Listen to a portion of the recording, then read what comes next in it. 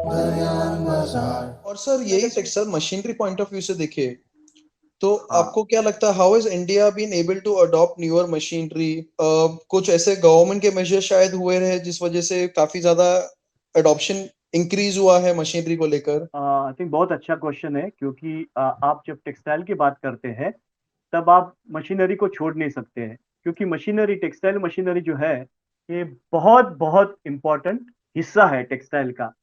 यदि textile industry को grow करना है तो टेक्सटाइल मशीनरी सेक्टर को भी ग्रो करना पड़ेगा। अभी आज आप देखो कि आज के केस में आप देखो तो इंडियन टेक्सटाइल मशीनरी सेक्टर की पोजीशन इतनी अच्छी नहीं है, क्योंकि करीब करीब जो इंडियन मार्केट है वो 14,000 करोड़ का सालाना मार्केट है टेक्सटाइल मशीनरी और एक्सेसरीज का। आप विश्वास नहीं करोगे कि 60% से ज्यादा मशीनरी अभी भी इंपोर्ट होती है यूरोप, जापान और चाइना से।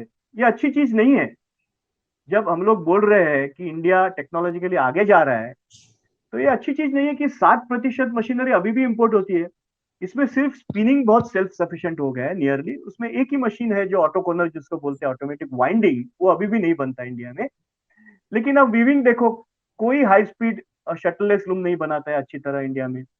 करीब करीब high speed shuttleless loom 4-4,500 loom import होते हैं यूरोप और जापान से, और करीब करीब 8 से 10,000 medium and slow speed shuttleless loom China से इंपोर्ट होते हैं। उसके बाद आप प्रोसेसिंग में जाओ, वही किस्सा है। थोड़ी बहुत मशीन इंडिया में बनती है, लेकिन बहुत सारी इंपोर्ट करनी पड़ती है यूरोप से और बाकी कंट्रीज से। गारमेंटिंग जैसी इंडस्ट्री जहाँ पे छोटी छोटी मशीनें हैं, बहुत हाई टेक्नोलॉजी में नहीं है, स्विंग स्टिचिंग मशीन, ये शर्म की बात है कि हमको वो भी इंपोर्ट करनी पड़ती है चाइना और जापान से। तो आज टेक्सटाइल मशीनरी, मैं तो बोलूंगा कि जो पोजीशन है रियली हमारे लिए, देश के लिए अच्छी नहीं है। ये शर्मनाक चीज है।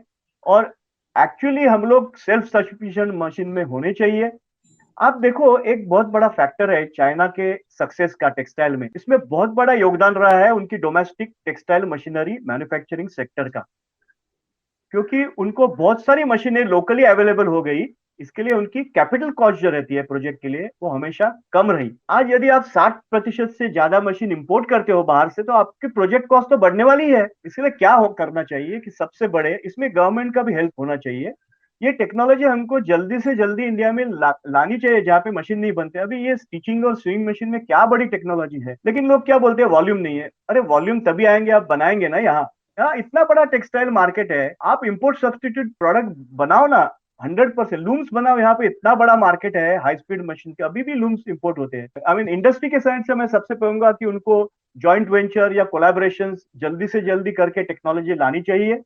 और गवर्नमेंट के पार्ट में मैं बोलूंगा कि जैसे टेक्सटाइल इंडस्ट्री के लिए उन्होंने टेक्नोलॉजी अपग्रेडेशन फंड दिया था, टीयूएफ, जिसके कारण काफी इंडस्ट्री मॉडर्नाइज हो गई, उसी प्रकार से यदि कोई फंड टेक्सटाइल मशीनरी सेक्टर के लिए गवर्नमेंट लाती है तो काफी सारी इन्वेस्टमेंट इसमें आ सकती है। और एक पॉइंट है कि मेगा टेक्सटाइल पार्क जैसे गवर्नमेंट अभी प्रपोज कर रही है, उसी धरती पे यदि एक या दो, एटलीस्ट एक या दो टेक्सटाइल मशीनरी के लिए कोई पार्क प्रमोट हो जाए, तो उसमें क्या होगा कि सभी प्रकार की मशीनरी, उनके लगने वाले वेंडर्स, पूरी सप्लाई चेन एक ही जगह रहेगी, तो कॉस्ट ऑफ मैन्युफैक्चरिंग भी कम रहेगी, टेक्नोलॉजी एब्जॉर्प्शन रहेगा, बहुत सारे फॉरेन प्लेयर्स वहां पे आएंगे आप सुविधा दो तो। इसमें इसके लिए ना रियली जिसको बोलते हैं पैराडाइम शिफ्ट, जो जिसको बोलते हैं ना कि आपका जो विचार है उसमें मूलतः बदल आना बहुत जरूरी है।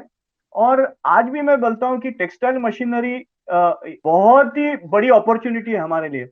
हमारे जो पहले के प्रेसिडेंट थे अब्दुल कलाम, उनका बुक है विजन 2020, यदि आप वो पढ़े तो उसमें उन्होंने लिखा है टेक्सटाइल मशीनरी सेक्टर के बारे में कि भारत टेक्सटाइल मशीनरी में एक बहुत बड़ा हब बन सकता है।